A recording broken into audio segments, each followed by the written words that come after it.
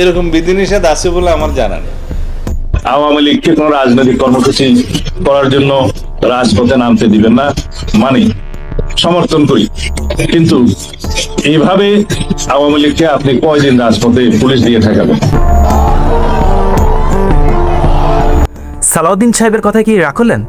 না, কোনোভাবেই রাগ করা যাবে না। কারণ যে শেখ হাসিনা ইতিপূর্বে দেশে ফেরার কোনো কথা বলেননি, সেই শেখ হাসিনাই হঠাৎ দেশের জেলখানা প্রস্তুত করতে বললেন যেখানে তাকে রাখা হবে। শুধু তাই নয়, তিনি নাকি এমন কথাও বলেছেন ফাঁসির মঞ্চ প্রস্তুত রাখতে, যেই ফাঁসির মঞ্চে তাকে ফাঁসি দেওয়া হবে। জেলখানা রেডি করেন, ফাঁসির মঞ্চ রেডি করেন, আমি আসছি।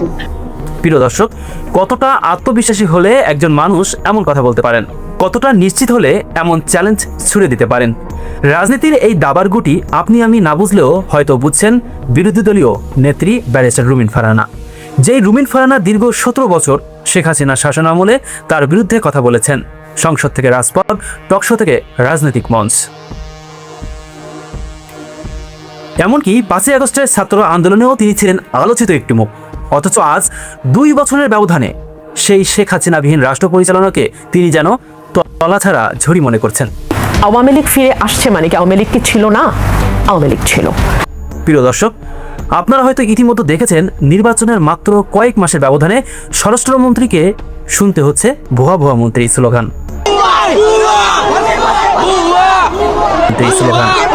শুধু তাই নয়, রাজপথে অনেক ছাত্ররাও তার পদত্যাগ দাবি করছেন। অন্যদিকে সাধারণ মানুষের একটি অংশ বলছে শেখ হাসিনাতেই আস্থা, শেখ হাসিনাতেই এদেশের মানুষের নিরাপত্তা। বিষয়টি এখন শুধু দেশের রাজনৈতিক মহলেই সীমাবদ্ধ নয়, দেশের গণ্ডি পেরিয়ে বিদেশেও চলছে বাংলাদেশের রাজনীতি নিয়ে আলোচনা আর সমালোচনা। আর ঠিক এই মুহূর্তেই প্রশ্ন উঠেছে, বর্তমান সরকার কি সত্যি প্রত্যাশা পূরণ করতে পেরেছে, নাকি দেশের মানুষ আবারও পুরনো নেতৃত্বের দিকে তাকিয়ে আছে? প্রিয় দর্শক, আজকের ভিডিওতে আমরা আলোচনা করব সেই প্রশ্নগুলো নিয়েই, যেগুলো এখন দেশের রাজনৈতিক অঙ্গনে সবচেয়ে বেশি আলোচিত।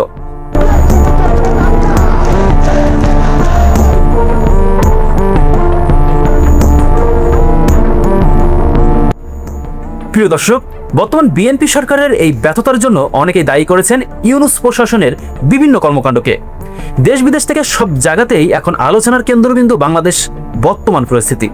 সমালোচকদের অভিযোগ, অন্তর্বর্তীকালীন সরকারের প্রধান উপদেষ্টা ডক্টর ইউনূসের বিভিন্ন সিদ্ধান্ত নিয়ে দেশ বিদেশে প্রশ্ন উঠেছে। কেউ অর্থনৈতিক নীতি নিয়ে প্রশ্ন তুলেছেন, কেউ আবার বিদেশি প্রভাব নিয়ে উদ্বেগ প্রকাশ করেছেন। একসময় শেখ হাসিনা বলছিলেন বাংলাদেশের স্বার্থের সঙ্গে আপোষ করে তিনি ক্ষমতায় থাকতে চান না। আজ অনেকেই সেই বক্তব্য নতুন করে স্মরণ করছেন। বিশেষ করে দেশের বিভিন্ন কৌশলগত সম্পদ, অর্থনৈতিক অঞ্চল এবং আন্তর্জাতিক চুক্তি নিয়ে যখন রাজনৈতিক অঙ্গনে আলোচনা চলছে, তখন সাধারণ মানুষের মধ্যেও তৈরি হয়েছে নানান প্রশ্ন। প্রিয় দর্শক, বিষয়টি যখন রাজনৈতিক মহলে ব্যাপক উত্তাপ ছড়াচ্ছে, তখন অনেকেরই প্রশ্ন, কেন এ বিষয়ে শক্ত অবস্থান নিচ্ছে না বর্তমান সরকার? রাজনৈতিক বিশ্লেষকদের একটি অংশ মনে করছেন বা বলছেন, শুধুমাত্র শেখ হাসিনাকে ক্ষমতা থেকে সরানোর লক্ষ্যই বহু রাজনৈতিক দল একসাথে এক কাতারে দাঁড়িয়েছিলেন সেদিন।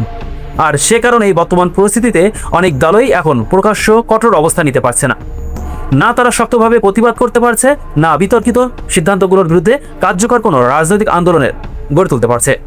যদিও ঢাকা বিশ্ববিদ্যালয় সহ দেশের বিভিন্ন স্থানে কিছু প্রতিবাদ হয়েছে, কিন্তু যাদের কাছ থেকে সাধারণ মানুষ সবচেয়ে বেশি প্রতিক্রিয়া প্রত্যাশা করেছিল, তাদের অনেকের কণ্ঠেই তেমন জোরালো অবস্থান দেখা যায়নি। প্রিয় দর্শক, এজন্যই বলছিলাম, রাজনীতির দাবার খেলায় আমরা সাধারণ জনগণ অনেক সময় শুধু দর্শক হয়ে থাকি। সিদ্ধান্ত নেয় অন্যরা, চুক্তি করে অন্যরা, ক্ষমতার হিসাব নিকাশও করে অন্যরা, কিন্তু তার প্রভাব এসে পড়ে আমাদের জীবনে, আমাদের ভবিষ্যতের উপর, আমাদের সন্তানদের ভবিষ্যতের উপর। আর ঠিক সে কারণেই আজ দেশের একটি বড় অংশের মানুষের আলোচনার কেন্দ্রে আবারও উঠে এসেছে একটি নাম, শেখ হাসিনা।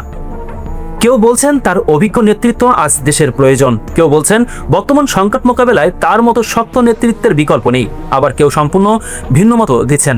গণতন্ত্রের মতভেদ থাকবেই, এটাই স্বাভাবিক, কিন্তু একটি বিষয় অস্বীকার করার কোনো উপায় নেই, বাংলাদেশের রাজনীতি আজ একটি গুরুত্বপূর্ণ সন্ধিক্ষণে দাঁড়িয়ে আছে। এখন প্রশ্ন আপনাদের কাছে, আপনি কি মনে করেন দেশের এই ক্লান্তিকালে শেখ হাসিনার আগমন জাতির জন্য ভালো কিছু বয়ে আনতে পারে, নাকি বাংলাদেশের সামনে এগিয়ে যাওয়ার জন্য প্রয়োজন নতুন কোনো রাজনৈতিক পথ? এ বিষয়ে আপনার মূল্যবান মতামত অবশ্যই কমেন্টে জানাতে ভুলবেন না। ভিডিওটি ভালো লাগলে লাইক দিন, শেয়ার করুন এবং আমাদের চ্যানেলটি সাবস্ক্রাইব করে পাশে থাকুন। আমি আবারও হাজির হব নতুন কোনো গুরুত্বপূর্ণ বিষয় নিয়ে। আল্লাহ হাফেজ।